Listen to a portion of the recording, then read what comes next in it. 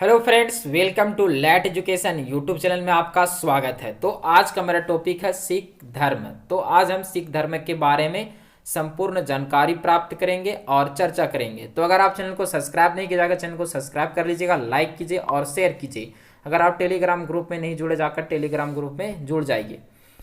तो आज का मेरा टॉपिक है सिख धर्म। आज हम सिख धर्म के बारे में पढ़ेंगे। तो इसमें नंबर 1 पॉइंट है, सिख संप्रदाय की स्थापना का श्रेय गुरु नानक प्रथम गुरु को है। गुरु नानक के अनुयायी ही सिख कहलाए। तो सिख संप्रदाय का स्थापना का श्रेय किसे जाता है? गुरु नानक के, जो प्रथम गुरु थे, और गुरु नानक के ही अनुयायी ही सिख कहलाए। अगला पॉइंट है, गुरु नानक बाबर और हुमायूं के समकालीन थे। तो गुरु नानक जो सिख धर्म के प्रथम गुरु थे, गुरु नानक, वह से मुगल बादशाह बाबर और हुमायूं के समकालीन थे। अगला पॉइंट है, सन 1496 ईस्वी को कार्तिक पूर्णिमा को गुरु नानक को आध्यात्मिक पूर्ण जीवन का आभास हुआ। तो सन 1496 ईस्वी को कार्तिक पूर्णिमा के दिन ही गुरु नानक को आध्यात्मिक पूर्ण जीवन का आभास हुआ, मतलब ज्ञान की प्राप्ति हुई गुरु नानक को। अगला पॉइंट है, गुरु नानक ने गुरु का लंगर नामक निःशुल्क सहभागी भोजन ले की स्थापना की। तो गुरु नानक ने गुरु का लंगर निःशुल्क भोजन नाले की स्थापना की। मतलब अगर आप लंगर, सिख संप्रदाय में एक अच्छी विशेषता यह है कि लंगर यहाँ पर चलता है। लंगर मतलब जहाँ पर आप जाकर फ्री में भोजन कर सकते हैं, वहाँ पर किसी प्रकार का कोई पैसा नहीं लगता है। तो गुरु नानक ने ही लंगर व्यवस्था की शुरुआत की थी। अगला पॉइंट है, गुरु नानक ने अनेक स्थानों पर संगत, धर्मशाला और पंगत लंगर की स्थापना की। अगला पॉइंट है, संगत और पंगत ने गुरु नानक के अनुयायियों के लिए एक संस्था का कार्य किया, जहां वे प्रतिदिन मिलते थे। तो संगत और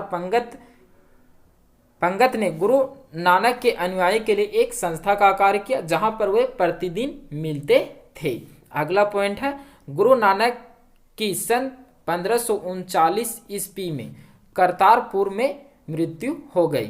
तो करतारपुर अभी कहाँ है? वर्तमान में पाक में या पाकिस्तान में है। अगला पॉइंट है,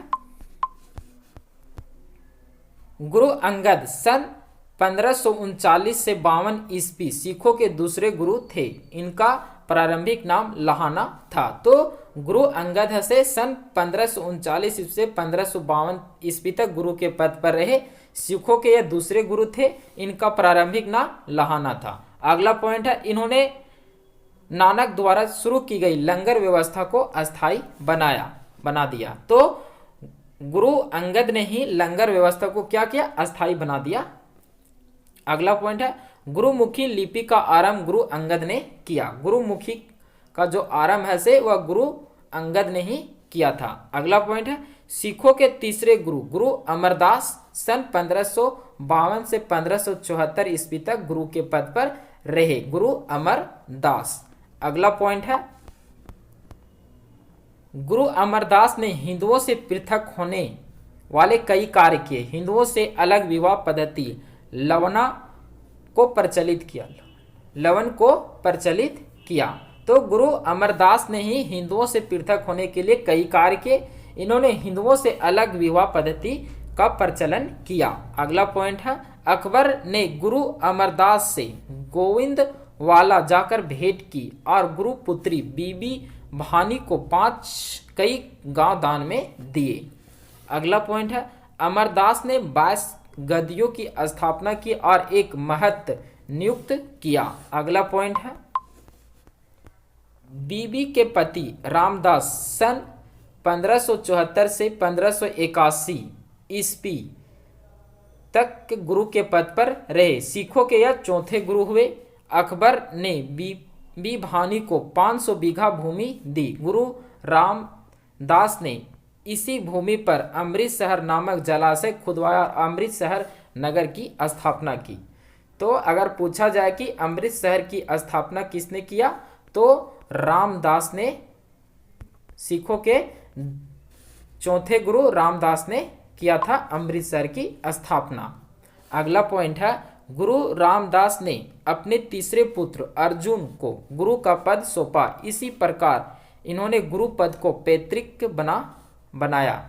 तो गुरु रामदास ने अपने तीसरे पुत्र अर्जुन को गुरु का पद सौंपा, अर्थात यह 5वें गुरु बनते हैं सिखों के, और इसी कारण से यह पैतृक बन गया गुरु का पद। अगला पॉइंट है, गुरु अर्जुन सन 1581 से 1606 ईस्वी तक गुरु के पद पर रहे, सिखों के 5वें गुरु हुए। इन्होंने सिखों के धार्मिक ग्रंथ आदि ग्रंथ की रचना की। इसमें गुरु नानक की प्रेरणा, प्रार्थनाएं और गीत संकलित है। तो गुरु अर्जुन ने ही जो सिखों का धार्मिक ग्रंथ है आदि ग्रंथ की रचना की थी। अगला पॉइंट है, नोट में गुरु ग्रंथ साहिब यानी आदि ग्रंथ में सिख गुरुओं के साथ साथ कबीर, नामदेव और रैदास की रचनाओं को भी सम्मिलित किया गया है। तो गुरु सिखों का जो पवित्र ग्रंथ है आदि ग्रंथ, उस जिसमें सिखों के गुरुवाणी दी गई है, उस गुरुवाणी में से कबीर, नामदेव और रैदास की कविताओं का भी संकलन किया गया है। अगला पॉइंट है, गुरु अर्जुन ने अमृतसर जलाशय के मध्य में हरमंदिर साहिब का निर्माण करवाया। अगला पॉइंट है, राजकुमार खुसरो की सहायता करने के कारण जहांगीर ने 1606 ईस्वी में गुरु अर्जुन को मरवा दिया। अगला पॉइंट है, सिखों के छठे गुरु हरगोविंद 1606 ईस्वी से 1645 ईस्वी तक सिखों के छठे गुरु बने रहे। इन्होंने सिखों को सैन्य संगठन का रूप दिया तथा अकाल तख्त एवं ईश्वर के सिंहासन का निर्माण करवाया। तो सिखों के छठे गुरु कौन हुए?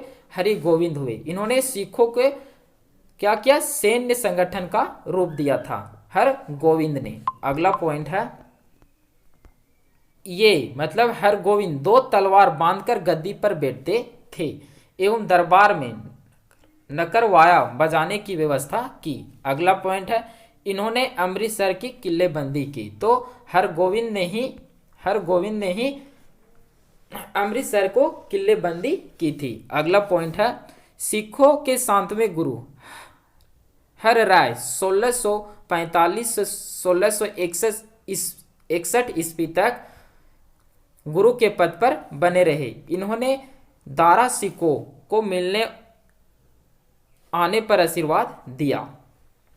तो सिखों के 7वें गुरु कौन हुए? हर राय हुए, जो 1645 से 1661 ईस्वी तक गुरु के पद पर बने रहे। अगला पॉइंट है, सिखों के 8वें गुरु हर किशन 1661 ईस्वी से 1664 ईस्वी तक गुरु के पद पर बने रहे। इनकी मृत्यु चेचक से हो गई। इन्हें दिल्ली जाकर गुरु पद के बारे में औरंगजेब को समझाना पड़ा था। अगला पॉइंट है, सिखों के 9वें गुरु तेग बहादुर 1664 से 75 ईस्वी तक गुरु के पद पर बने रहे। इस्लाम स्वीकार न करने के कारण औरंगजेब ने इन्हें वर्तमान शीशगंज में गुरुद्वारे के निकट मरवा दिया। अगला पॉइंट है, सिखों के 10वें एवं अंतिम गुरु गोविंद सिंह 1675 से 1708 ईस्वी तक गुरु के पद पर बने रहे। इनका जन्म 1666 ईस्वी में पटना में हुआ था। पटना बिहार की जो राजधानी है, पटना बिहार में हुआ था। अगला पॉइंट है, गुरु गोविंद सिंह अपने को सच्चा पदशाह कहा। इन्होंने सिखों के लिए 5 कंगार अनिवार्य किए, अर्थात प्रत्येक सिख को केस, कंघा, कृपान, कच्छा और काड़ा रखने की अनुमति दी और सभी लोगों को अपने नाम के अंत में सिंह शब्द जोड़ने के लिए कहा। तो अगला पॉइंट है, गुरु गोविंद सिंह का निवास स्थल आनंदपुर साहिब था एवं कार्यस्थली पाउआ थी। तो गुरु गोविंद सिंह का निवास स्थल कहाँ था? आनंदपुर साहिब था। अगला पॉइंट है, इनके 2 पुत्र फतेह सिंह एवं जोरांग सिंह को सरहिंद के मुगल फौजदार वजीर खान ने दीवार में चिनवा दिया। अगला पॉइंट है, 1699 ईस्वी में बैसाख के दिन गुरु गोविंद सिंह ने खालसा पंथ की स्थापना की। अगला पॉइंट है पहुआ प्रणाली की शुरुआत गुरु गोविंद सिंह ने किया था। अगला पॉइंट है गुरु गोविंद सिंह ने सिखों के धार्मिक ग्रंथ आदि ग्रंथ को वर्तमान रूप दिया और कहा कि अब गुरुवाणी सिख संप्रदाय के गुरु का कार्य करेगी। अगला पॉइंट है गुरु गोविंद सिंह की हत्या 1708 ईस्वी में नांदेड़ नामक स्थान पर गुल खान नामक पठान ने कर दी। तो गुरु गोविंद सिंह की मृत्यु कब हो जाती है या हत्या कर दी जाती है 1708 ईस्वी में। कहाँ पर? नांदेड़ नामक स्थान पर। किसके द्वारा? तो गुल खान नामक पठान के द्वारा। तो आज का क्लास यहीं पर हम समाप्त करते हैं। हम नए क्लास में नए जोश, नए उमंग और नए टॉपिक के साथ फिर मिलेंगे। अगर आप चैनल को सब्सक्राइब नहीं किए जाकर चैनल को सब्सक्राइब कर लीजिएगा, लाइक कीजिए और शेयर कीजिए और टेलीग्राम ग्रुप में भी जाकर जुड़ जाइएगा।